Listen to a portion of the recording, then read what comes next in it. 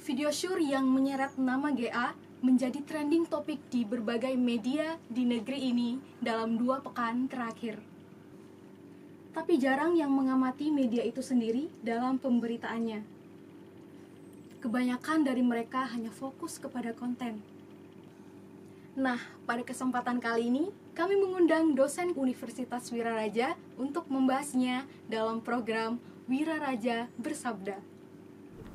Video syur yang menyeret nama artis berinisial GA sampai saat ini masih viral di berbagai media.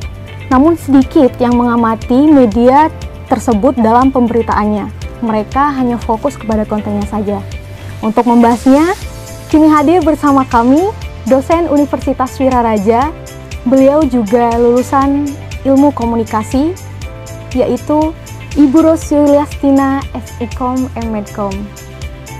Baik Ibu, bagaimana tanggapan Ibu terkait viralnya video tersebut? Sebetulnya saya bukan seorang yang update masalah informasi atau gosip artis ya. Cuma ini menjadi menarik untuk kita telaah sebagai mahasiswa atau akademisi, bukan terkait konten adegan syurnya, tapi terkadang ada pemberitaan-pemberitaan di media yang tidak berimbang, atau bisa jadi pemilihan diksi untuk judul pemberitaannya itu ada kecenderungan tidak berimbang ya. Jadi di era teknologi seperti ini menurut saya sebetulnya tidak ada yang aman dalam internet.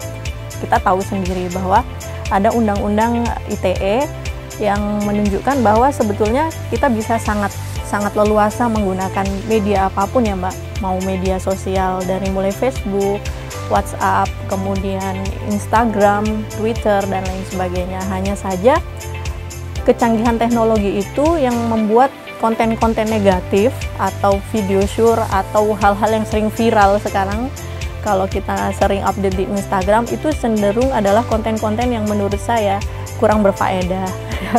Tapi masyarakat itu ada kecenderungan menjadi sangat tertarik, menjadi sangat menjadi semakin penasaran ketika itu di blow up ke media, misalnya di berita televisi, media cetak, dan itu kemudian si kita atau kita yang memiliki media sosial itu semakin ingin mencari tahu. Apa sih Bu dampak adanya video viral tersebut? Oke, kalau bicara dampak, pasti kita akan bicara dampak positif dan negatif.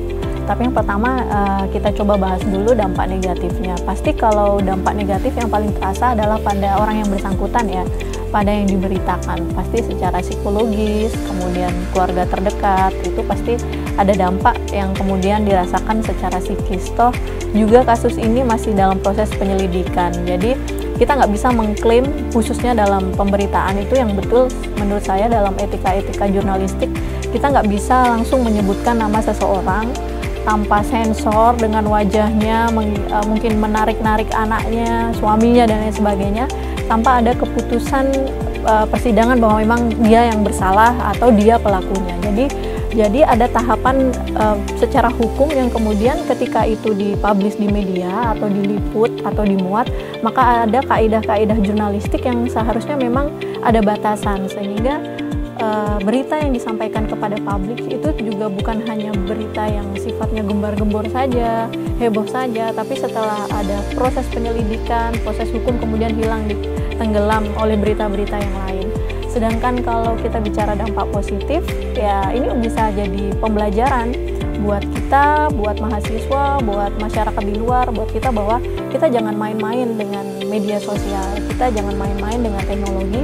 Teknologi itu kan seperti sekeping mata uang, bahwa satu sisi dia bisa menjadi sangat menguntungkan buat kita, tapi satu sisi dia menjadi sangat berbahaya. Artinya kecanggihan teknologi itu betul-betul harus kita sikapi dengan bijaksana, bahwa kita memiliki akses, kita punya hak untuk mengelola media sosial kita bisa berpendapat, tapi jangan sampai pendapat kita, mungkin kita posting sesuatu, posting foto seseorang, posting berita seseorang, dan itu tidak terbukti kebenarannya, maka kita bisa terseret dalam kasus hukum. Karena kalau sekarang di zaman teknologi itu berkas atau jejak digitalnya itu pasti akan terbaca. Itulah tadi bincang-bincang kami dengan Ibu Tina, dosen Universitas Wiraraja dalam acara Wiraraja Bersabda. Ibu, terima kasih sudah menyempatkan hadir di studio kami.